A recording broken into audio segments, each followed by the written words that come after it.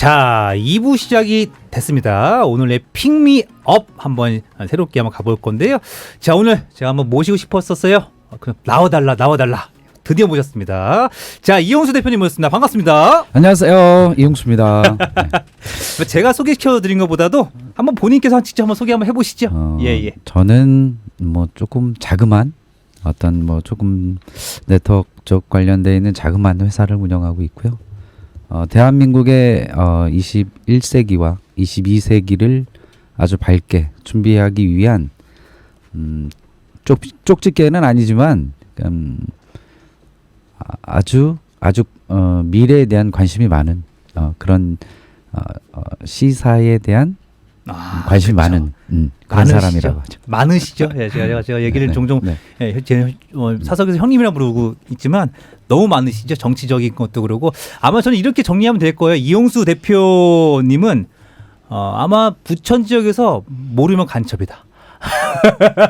모르는 사람 많던데요. 에이, 왜 그러실까요? 제가 보게 되면 제가 아는 분들이나 아마 대부분 거의 부천에서 다 태어나시고 생활을 다 하셨잖아요. 부천이 뭐. 그렇죠. 여기서 이제 대부분의 생활들을 다 했기 때문에. 그래서 아마 이용수 대표님의 특징이라 하면 뭐 그저께도 우리 추민규 대표, 추민규 현 도의원이 나오셨지만 바른 소리, 옳은 소리 말이 하는 사람으로 유명하시죠, 우리 이용수 대표님. 아, 감사합니다. 맞습니까? 네. 옳은 소리, 쓴 소리. 네, 쓴 소리 많이 하러 왔습니다. 자, 그래서 오늘 준비한 코너가 있는데, 준비한 코너 주제를 한번 정했어요.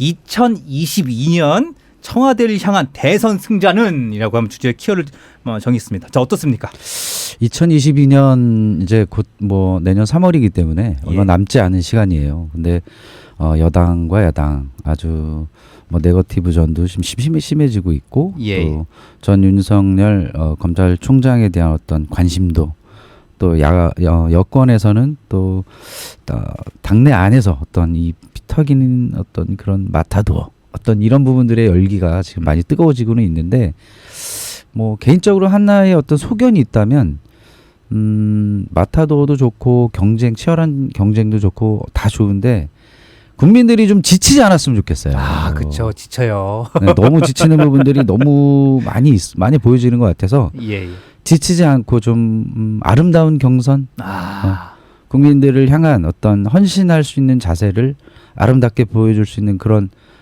경선과 여야 다 마찬가지겠지만 그런 부분들이 좀 많이 보여주길 바라는데. 근데 과연 지금 그 도를 넘었잖아요, 지금 현재. 도를 과연 이게 나중에 누가 승자가 되던 간에 악수할 수 있을까요? 저는 못할 것 같아요. 악수를 해야죠. 악수를 해야 뭐 악수를 잘 아름답게 포장을 하는 쪽이 조금이나마 국민들의 또 관심을 받지 않을까 싶습니다. 아니, 오늘도 기사가 또 많이 수백 개 나오고 있어요. 노무현 전 대통령 탄핵에 관해 소추안 관련해서 어떻습니까? 그렇죠. 저도 어제도 뭐 그런 내용들을 어제 이제 봤는데 그게 그런 부분들을 또 이렇게 막 부각도 많이 시키고 어떤 이런 뭐 흑색 선전, 마차도 뭐 이런 부분들이 많이 있어야만이 또 이재명 지사 쪽에서는 조금 한 걸음 더 나갈 수 있는. 근데 이게 형님 팩트잖아요, 팩트. 네. 팩트를 소추안 관련해서 이낙연 후보와 추미애 후보는 결국에는 소추안에 반대하는 걸로 했었고. 네. 그리고 관련해서 이거 팩트잖아요. 그래서 이거 가지고 이재명 지사가 계속 공격하는 거 아닙니까? 그렇죠. 그러니까요. 저는 이렇게 봐요. 이게 어차피 이 여당의 어떤 이런 당내 싸움은 분명 국민들의 어떤 이런 피로감을 많이 줄 것이다. 그러니까 이런 부분들도 어찌됐든 경선에서 이겨서 대선 후보가 되려면 서로들의 어떤 피터이기는 어떤 그런 경쟁도 물론 있을 수는 있겠지만 그게 국민들의 어떤 피로감을 주면서까지 이렇게 크게 이렇게 이슈화 쟁점화 시켜서 이렇게 갈 필요성이 있을까라는 생각을 많이 하게 됩니다. 하여튼 2022년 3월 9일 대선 기다려지는 거는 전 국민이 똑같은 마음일 겁니다. 그렇죠. 자, 그러면요, 일단은요, 한번 사전에 준비된 거 한번 사진에 한번 띄워주시고요, 표를 보면서 한번 한번 해보도록 할게요. 오늘 이용수 대표님과 함께하는 픽미어 한번 진행해 볼 건데요. 자, 이 표가 무엇이냐? 자, 보게 되면 차기 대통령감으로 가장 누가 적합하다고 생각하십니까? 라고는 이거 표입니다. 뭐 출처 관련해서 뭐 MBS나 뭐 리얼미터 이게 많지만 한번 표를 한번 볼게요. 한번 보면서 첫 번째 표를 보게 되면 자, 이재명 후보가 27%, 나와 있고요. 그 다음에 이제 윤석열 후보가 19% 아주 무소속이죠. 자, 그 다음에 여권의 이낙연 후보 14%. 보게 되면 나머지는 볼 거 없을 것 같은데요. 어떠십니까? 그냥 저는 이렇게 생각해요. 어찌됐든 여기 이 여론조사는 여야 다 혼합이 돼 있는 상태고 어찌됐든 뭐 전 감사원장도 마찬가지고 윤석열 그 전 총장도 마찬가지고 보수의 어떤 최고의 어떤 후보를 경선을 통해서 물론 이제 윤석열 전 검찰총장이 빠른 시기에 이제 국민의힘으로 입당을 한다면 아마 여기서도 사실 폭발적인 어떤 그런 이슈가 좀 나오지 않을까. 자, 그거 한번 짚고 넘어갈게요. 네네. 왜 대체 윤석열 전 검찰총장이 대체 왜 아직까지 국민의힘에 안 들어가는 이유가 뭘까요? 저는 그렇게 생각해요. 이게 지금 안철수식은 아니라고 생각합니다. 이분도 이제 20여 년간 검찰에 몸을 담고 특수통으로 또 계속 있으면서 이분은 지금 검찰총장을 내려놓으면서 했던 얘기가 국민의 어떤 원하는 곳에 내가 또 어떤 일을 할 수 있는 부분들은 열심히 하겠다. 또 지금 행보가 얼마 전에 대구도 갔다 왔잖아요. 그렇죠. 지금 뭐 예전에 이제 박근혜 전 대통령뿐만 아니라 여러 야당의 대통령들을 조사하고 구속 수감되는 어떤 이런 부분에 어떻게 보면 앞장서 있던 사람이죠. 그러니까 이런 부분에 대한 어떤 국민의힘에 들어가는 자연스러운 부분들을 수순을 지금 밟고 있는 게 아닌가. 근데 저는 발등에 불 떨어졌다. 그렇게 보세요. 라고 생각해요. 왜냐하면 지금 윤석열 후보 관련해서 한마디가 다 이슈야 지금. 물론 그렇죠. 네, 맞습니다. 근데 그게 뭐 최근에도 얘기하자면 120시간 뭐 얘기하고 주당 뭐 이런 얘기들부터 시작해서 물론 전체 얘기를 들으면 이해는 돼요. 뭐 저기 게임 하나 만들려면 뭐 얼마나 그 노고와 함께 그런 것들 뭐 생각 하루 종일 할 수도 있는데 그런 것들을 관련해서 그 윤석열 측에 의하면 그 말꼬리 잡지 말아라 이런 식으로 접근하고 있거든요. 아직은 이제 뭐 이건 제 사견입니다만 아직은 윤석열 그 전 우리 검찰총장께서 좀 정치적인 어떤 공부와 어떤 이런 부분들을 더 하고 좀 이렇게 국민의 지지를 정확하게 또 받아서 나오는 게 순서가 아닌가. 네, 이렇게 저는 생각하고 있습니다. 근데 이게 윤석열 후보가 보게 되면 검찰총장 사퇴하던 날, 그렇죠. 그때 지지도가 어마어마했어요. 그렇죠. 물론 그 전에는 이낙연 후보가 40%까지 간 적까지 있어요.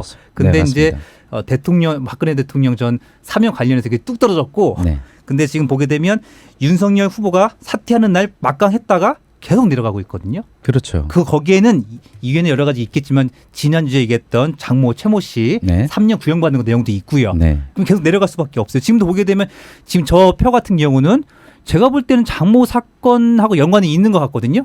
지금 보니까 19%가 내려갔어요.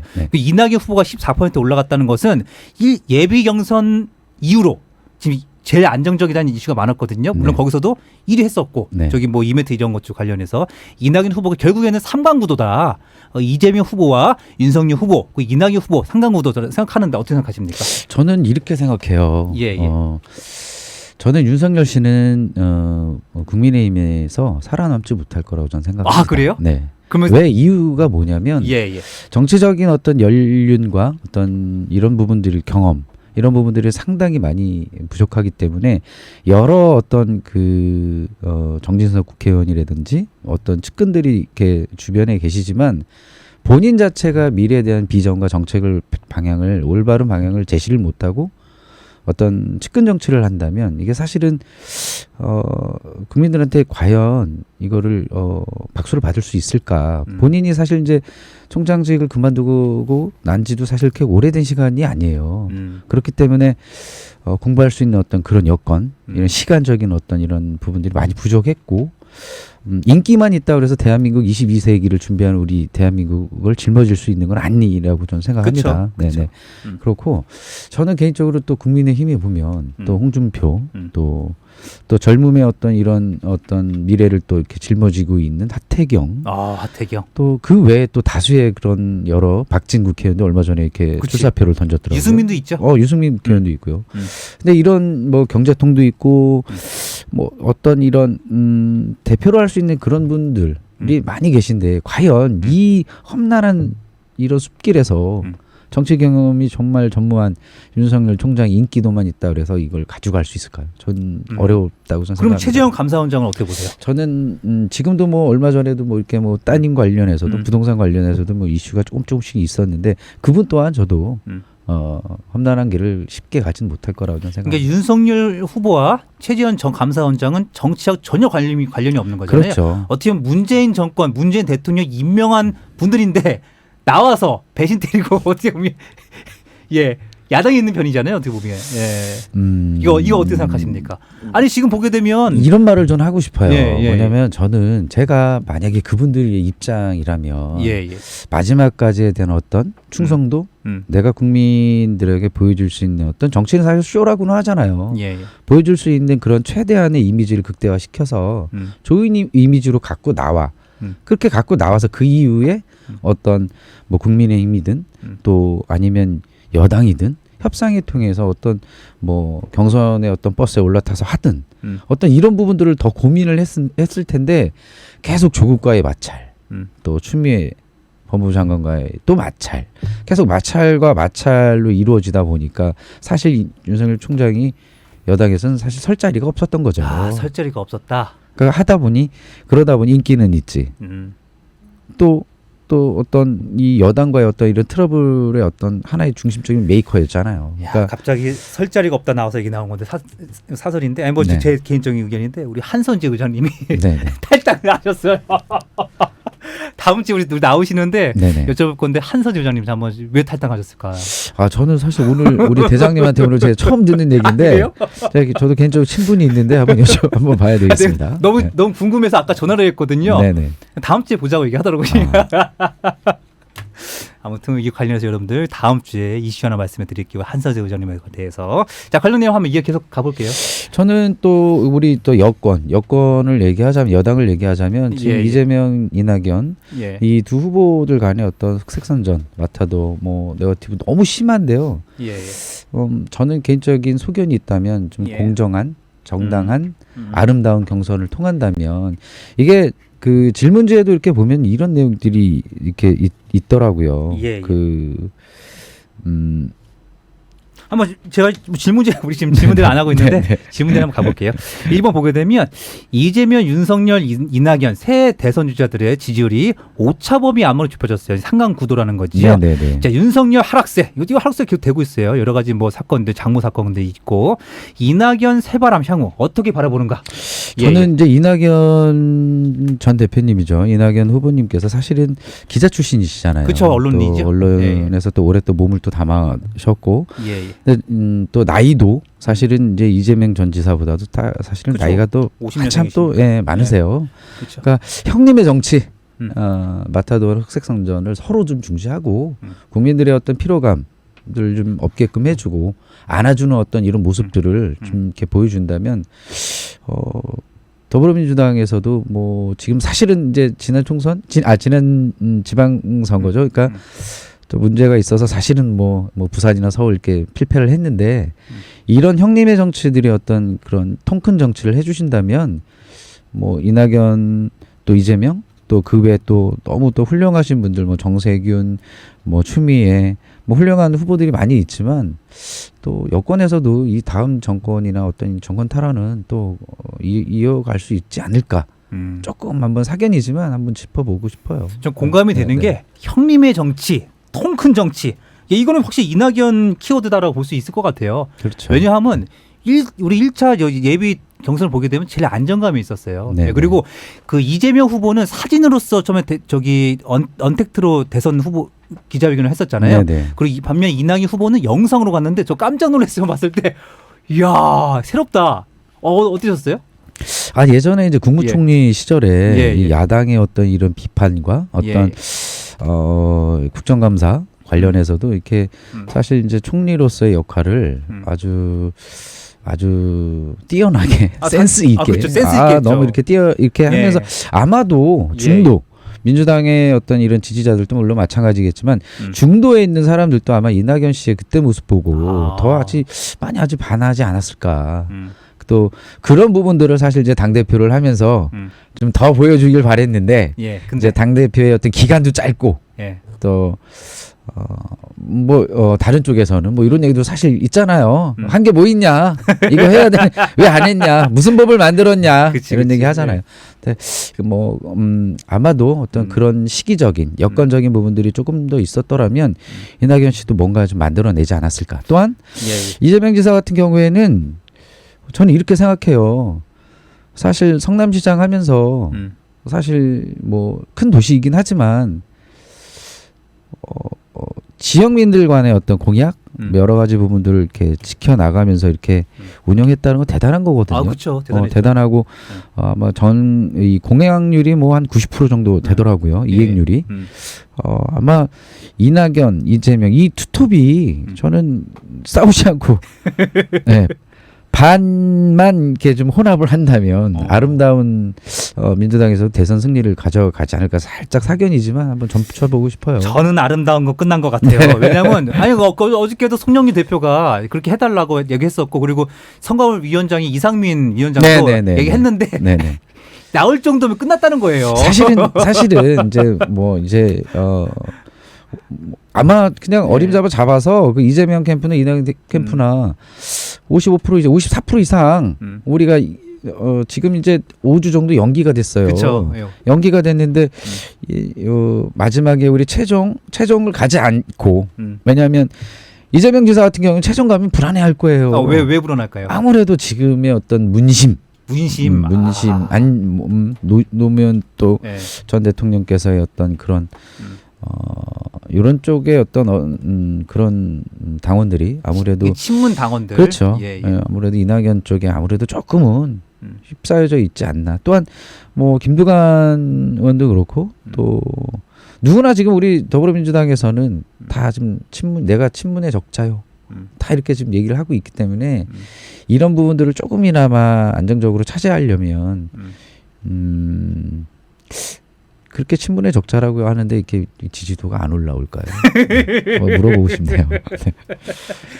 근데 확실히 이거 지금 우리 질문을 못 넘어가고 있는데 질문 없어도 돼요. 없어도 되고 제가 말씀드릴 게 뭐냐면 확실히 이낙연 새바람은 확실히 있어요. 현재 이건 팩트예요. 이건 다 누구나 인정할 수 있는 거고 팩트인데 과연 중요한 것은 이낙연 후보가 얼마큼의 새바람을 끌어올릴지가 관건인 거잖아요. 그리고 중요한 거는 이재명 후보 같은 경우는 얼마큼을 또 방어를 해야 되느냐. 현재 1등인데.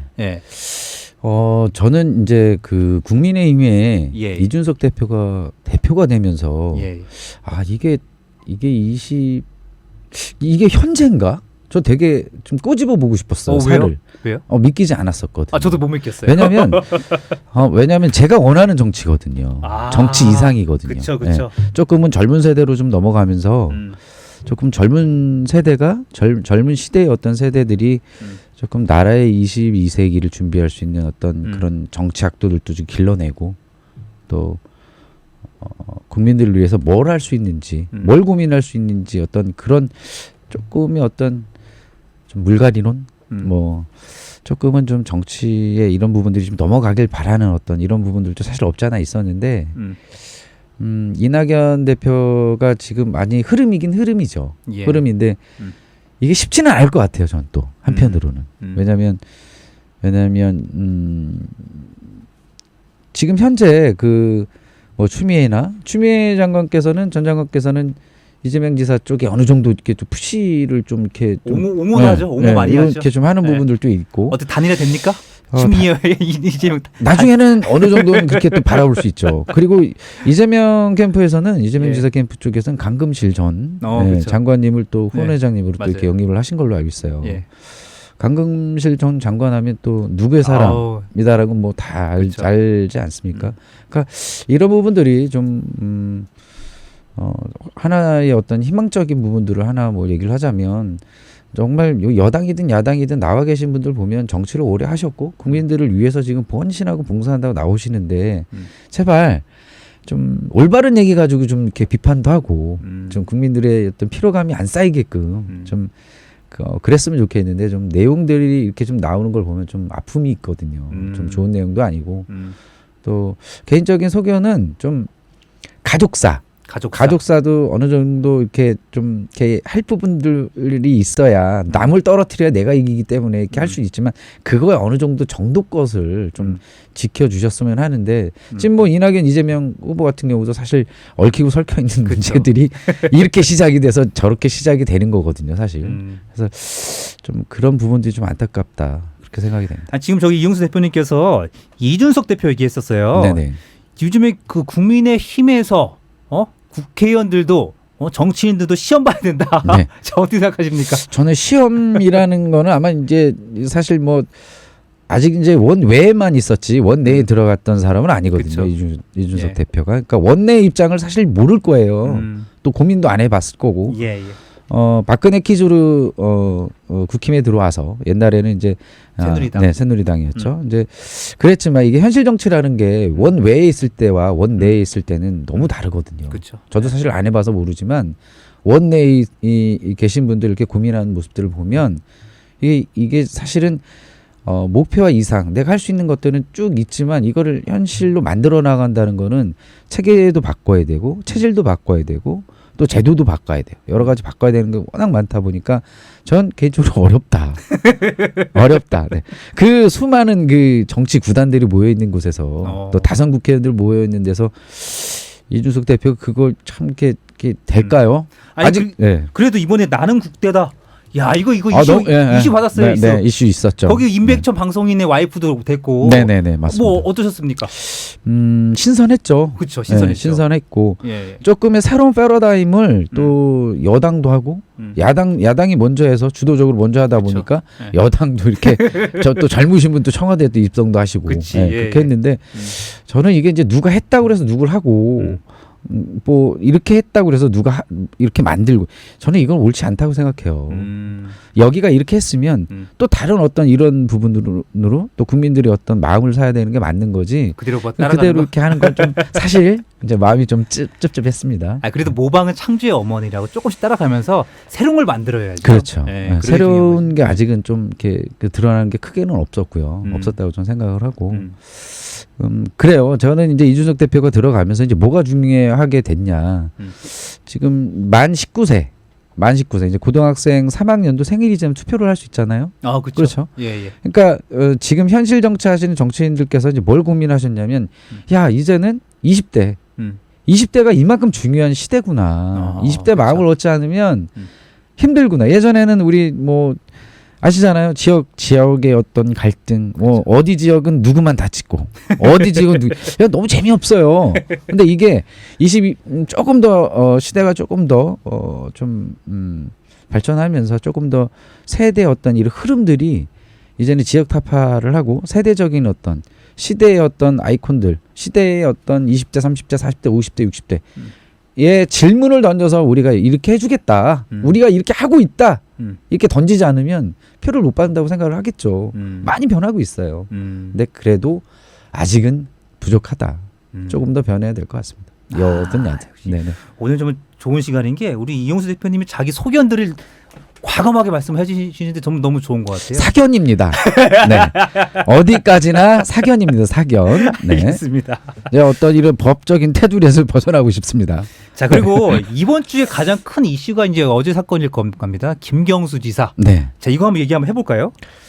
결국 징역 2년 선고됐고 지사직 상실 나왔어요. 뭐 지사직 뭐 상실한 피선거권이고 아마 2020몇 년 8년 5년까지는 이제 선고 못 나오는 거고 그렇게 이제 되겠지만 아마 일전에도 일부 이제 그 구속 수감이 됐었어요. 일부 됐고 아마 그 계열수를 좀 정리를 하면 아마 1년 몇 개월 정도 아마 이렇게 되는 것 같은데요. 그러니까 1심에서 둘 다 유죄 나왔고 2심에서는 그게 두 가지 거잖아요. 컴퓨터 업무 방해 관련한 거 그게 유죄 나오고 근데 무죄 나왔다는 거. 공직선거법은 이렇게 무죄 나왔어요 결국은요. 이제 관련해서 이게 결국에는 이제 이게 2년 선고 받았는데 선거에 관여했다는 거, 그렇죠? 그게 이제 관건인 거잖아요. 댓글 조작 관련해서 이게 대선 때였을 겁니다. 아마도 문재인 대통령 그때 지지도가 거의 그러니까 탄핵되고 나서 이제 투표 관련 그 내용인 거잖아요. 아마도 그냥 저는 이렇게 생각해요. 하나는 무죄 나오고 하나는 유죄가 나왔는데 아마 뭐. 그렇게 하지 어떤 이런 그 댓글 조작 댓글 조작 관련해서도 이제 그런 부분들이 이제 유죄가 나온 거잖아요. 이렇게 하지 않았어도 아마 대선 승리를 했을 거예요. 그쵸. 그쵸. 네, 했을 거예요. 근데 이유가 불안했겠죠. 김경수 지사가 혹시나 네. 친문이니까. 친문이니까. 나도 역할을 해야 되니까. 그치, 맞아요, 그렇게 맞아요. 생각했을 수도 있을 것 같아요. 대법원의 어떤 이런 판단은 이거를 아니다 맞다 이렇게 논하기는 좀 그렇고 존중해줘야죠. 그쵸. 정치권도 어제 보니까 다 존중하잖아요. 맞아요. 예. 마음은 아프겠지만 존중해야죠. 그렇죠. 아무것도 뭐 없는데 이렇게 뭐 이렇게 형이 이렇게 확정되거나 이런 건 아니라고 저는 생각하거든요. 존중할 부분들은 존중하고 또 털고 할 건 털고 가고 그렇게 했으면 좋겠고요. 근데 그럼에도 불구하고 김경수 지사가 형 확정되고 나서 인터뷰한 게 있어요. 네네. 근데 인정 못 한다는 거였거든요. 그렇죠. 인정 못한다. 왜 그랬을까요? 끝까지 그렇게 가야죠. 끝까지. 그렇게 가야 돼. 그래야 김경수 지사가 제2의 제3의 예. 어떤 그런 정치 인생이 생기거든요. 아니 그러면 사법부의 판단을 존중 못 한다는 거거든요. 지금 결국에는. 아니 맞아요. 아니 근데 네. 지금까지 보세요. 지금까지 이거를 인정 못 한다고 했어요. 예, 그렇죠. 대법 판단 됐다고 그래서 저 인정합니다. 이제 판단이 이러네요. 예. 저 인정할게요. 이게 더 어떻게 보면 지지자들한테 더 비판받지 않을까 그래도 싶어요. 문재인 대통령들이 앉힌 사법부 대법관들인데. 근데 이제 저는 이렇게 생각해요. 예, 예. 이렇게 어떻게 보면 사법부는 독립이잖아. 독립의 어떤 그 주체잖아요. 독립부잖아요. 예, 그러니까 아무리 문재인 대통령께서 임명을 하셨더라도 우리나라 법치주의 국가이기 때문에 법이 살아있는 한 대법원 판례이기 때문에 판단이기 때문에 이런 부분들은 정치권에서도 받아들이고 수용해야 되고 또한 거기서 내가 인정을 해보면 맞다 이렇게 했다. 그럼 그 이후에 벌어질 수 있는 일은 정말 끔찍할 것 같아요. 그렇군요. 네. 자 오늘 결국 2개밖에 못했어요. 얘기가 다음에 나오셔야 돼. 고정 코너를 만들어야겠다. 우리 이용수 대표님.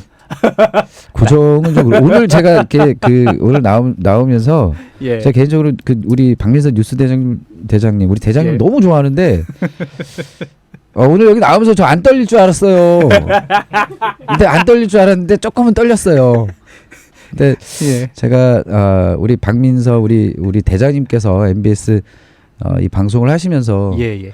지금 또 다른 내일은 또 조금 더 발전할 수 있는 그런 MBS가 됐으면 좋겠고요. 예. 늘 언제든지 한결같이 응원하니까 예. 좀